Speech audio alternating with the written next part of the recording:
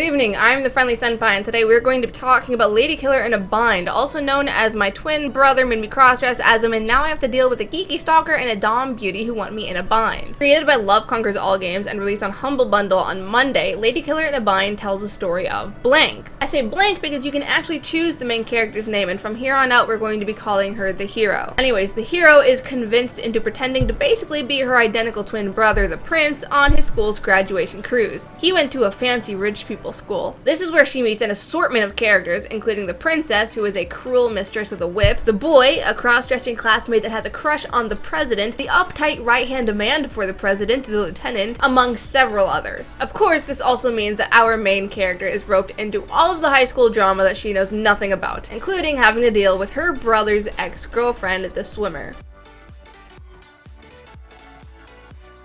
Ladykiller in a Bind starts out with the hero recalling the events of the cruise to her brother, who will be further known as the prince. And it appears that he has kidnapped her. And the opening scene actually sets forth for a narrative style I haven't seen very often or even ever before in a visual novel, or in much of anything really. The story told through the eyes of the hero is done so in a way where the brother has an almost constant presence in the story, even if he doesn't have very much screen time.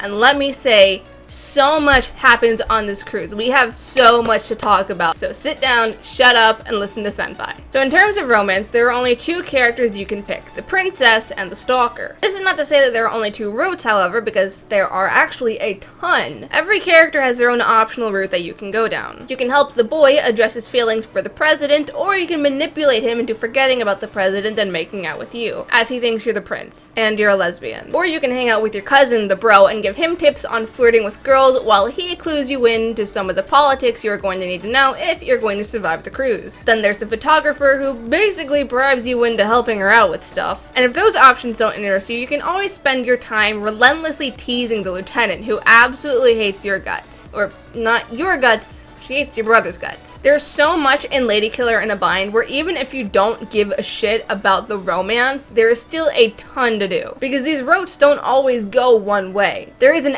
endless number of choices that you can make throughout the game that will give you additional scenes, you can have more lines of speech, and you can basically mold every scene to however the hell you want it to go. Even if you pursue the same girl every night and you go down the same exact routes as your first playthrough, all you have to do is start changing how you react to some of the different situations, and it will be a totally new ballgame. You even get new options to pick from after you've already completed a route. Something extra special about the way that you can make decisions in the game is that it isn't like traditional visual novels where you get a freeze frame and then the character looks at the camera and says, "This is when Cameron goes berserk." Like in an actual conversation, the lines of text continue to move. Other people will continue to talk while the hero analyzes the situation. You can even choose not to make a decision at all. Sometimes that can punish you by arousing suspicion, but it can also unlock other choices. You don't know if those choices will be any better, but you do know that you have a multitude of options in every single conversation you will have.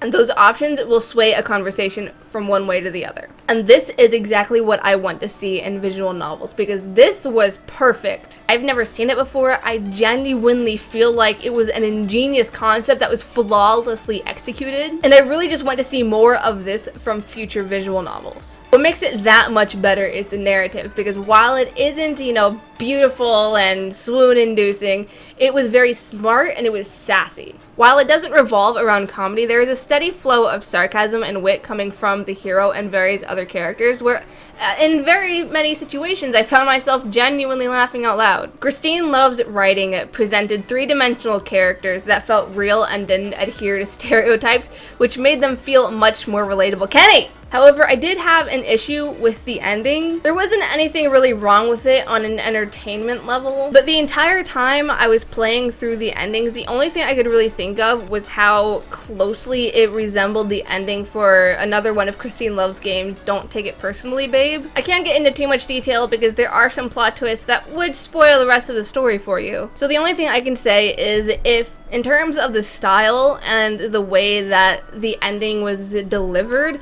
if you've played Don't Take It Personally, Babe, It Just Ain't Your Story, It almost feels like the ending in Ladykiller in a Bind was trying to imitate that. Except with Don't Take It Personally, you had a choice. You could choose between rejecting your students' ideas of romance or entertaining them. Whereas in Ladykiller in a Bind, every night you are forced to choose between having your ass beat by the princess or putting up with the stalker's abhorrent self-esteem issues that drove me crazy, and her obsession with you. Or rather, not her obsession with you, the obsession she has with your brother that she is projecting onto you, but it's because you're going incognito. Outside of the characters in the story though, I feel like it would be an insult to not mention the depiction of S&M. Many of you have requested that I review the visual novel of Euphoria because I reviewed the OVA many months ago. And I never really wanted to because I just felt like I would be desperately trying to clarify that Euphoria is not BDSM, it is torture. However, what Ladykiller in a Bind depicts is a very healthy, responsible relationship between a dominant and a submissive. We see safe words, we see the princess trying to learn the hero's limits so she doesn't have to push her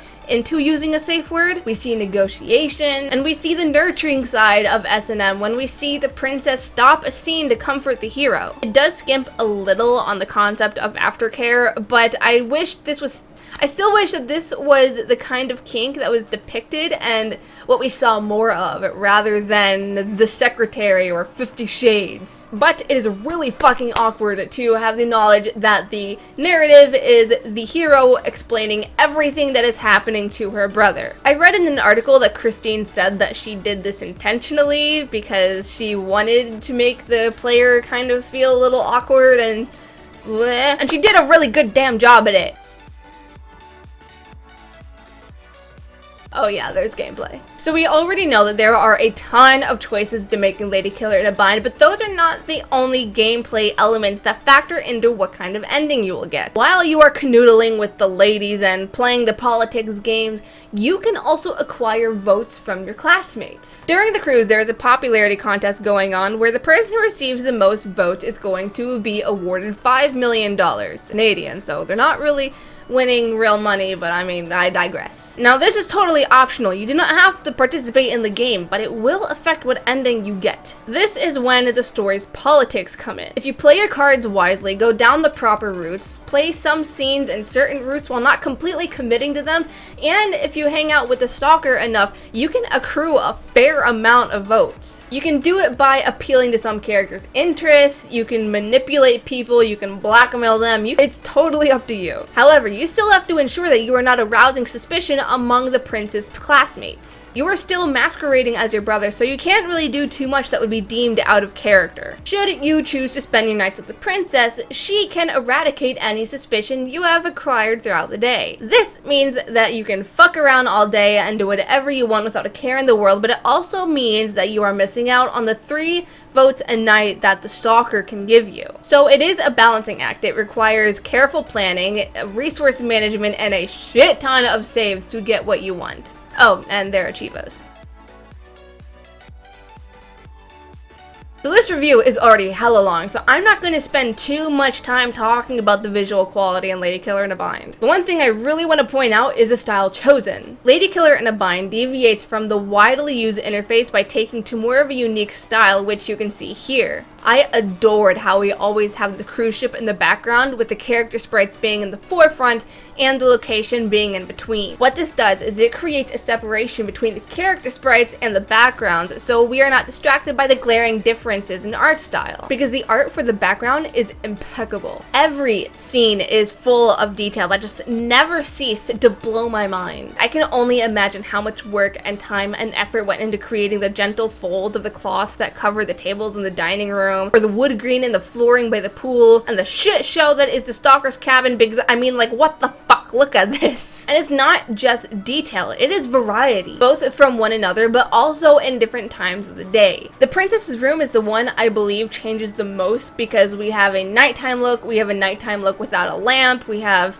a different look in early morning, and then it will also change in appearance in late morning. And in these scenes, there is not just a shift in light direction, but a shift in color hue. It's unbelievable. Also, if you didn't notice, there's like this sweet ass ripple pulling motion going on in the water. By direct contrast, the character sprites are significantly plainer. Normally this would bug the shit out of me, but because we have that separation from the character sprites and the backgrounds, I didn't mind in the slightest. As for the characters themselves, I didn't feel that the art was bad. It was really good. I loved how the characters all had different outfits throughout the day, because I know that must have been very difficult and very time consuming to create so many different looks for so many people while still capturing the personality so well. I also adored the diversity in body types. The swimmer is tall with muscle definition, the hero has a more masculine appearance, the princess is the definition of femininity, and the anatomy is realistic. There are no dramatic curves, the boobs are a believable size with shapes that you would actually see on a real life human being, but I had an issue with their faces. Something was up with their facial structure that just rubbed me the wrong way every time I looked at them. And I don't even know what exactly my issue was. It just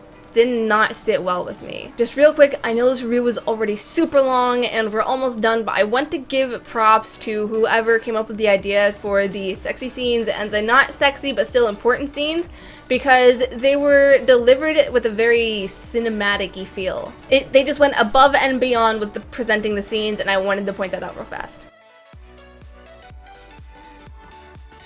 TLDR, I have been waiting since PAX Prime 2015 for this to come out, and I feel that the wait was worth it. I wasn't completely blown away by the story itself. I mean, it was still a good story, and I really loved the characters, but it just wasn't like the bomb diggity. But there's so much replay value that it makes up for that. So on point, the OST is like this really cool, sexy, jazzy soundtrack, and if you are interested in purchasing it, I highly recommend it. I will have a description and the link below, as always. Anyways, those are my thoughts on Ladykiller in a Bind, or my twin brother made me cross-dress as him, and now I have to deal with a geeky stalker and a dom beauty who want me in a bind. If you have played it, who is your favorite character? Let me know in the comments below. I'm gonna be honest, mine was the boy, because, you know, he was shy and quiet and cute, but he was also, like, really manipulative and just really shitty.